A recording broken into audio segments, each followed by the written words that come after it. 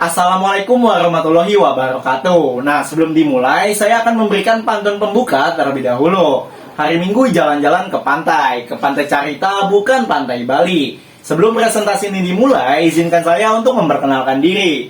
Ya, halo teman-teman, nama saya Ahmad Naim Basiro. Saya dari kelas 1B, jurusan Sistem Informasi, Fakultas Ilmu Komputer, dengan nomor induk mahasiswa 14022300034.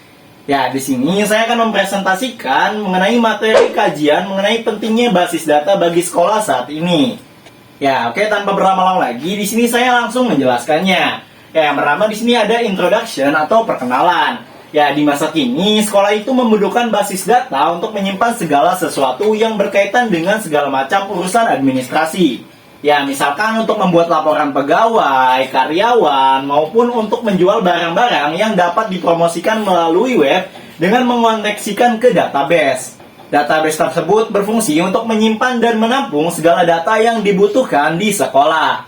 Ya, selanjutnya di sini ada yang namanya dengan berbagai kelebihan dan manfaat yang dimiliki dalam database, maka database tidak akan terlepas dari adanya backup atau recovery, yang tentunya sangat membantu dalam pembuatan database tersebut.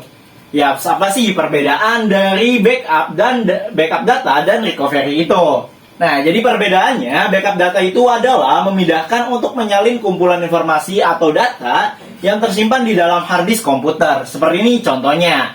Yang tentunya itu biasanya dilakukan dari lokasi atau perangkat ke lokasi perangkat lain. Nah, data atau kumpulan informasi tersebut bisa berupa file dokumen, gambar, video, audio, sistem Windows, driver atau software atau program tertentu. Ya, selanjutnya ada recovery. Nah, apa sih pengertian dari recovery ini?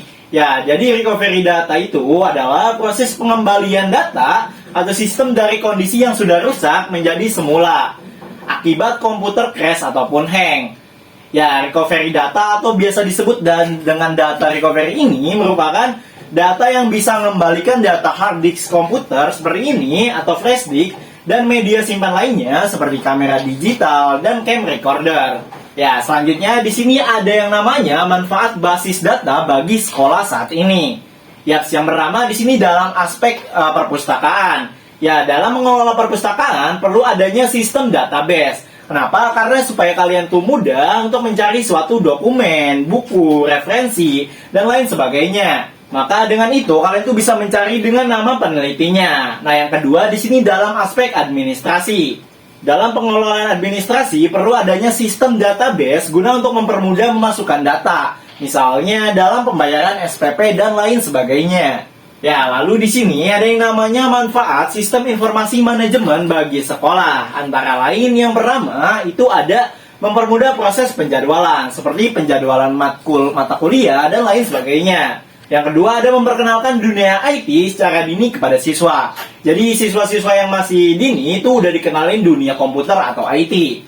Yang ketiga ada pengelolaan kepegawaian atau semakin cepat dan mudah. Nah, jadi pekerjaan kepegawaian itu akan semakin mudah dan cepat dengan menggunakan sistem informasi manajemen bagi sekolah saat ini.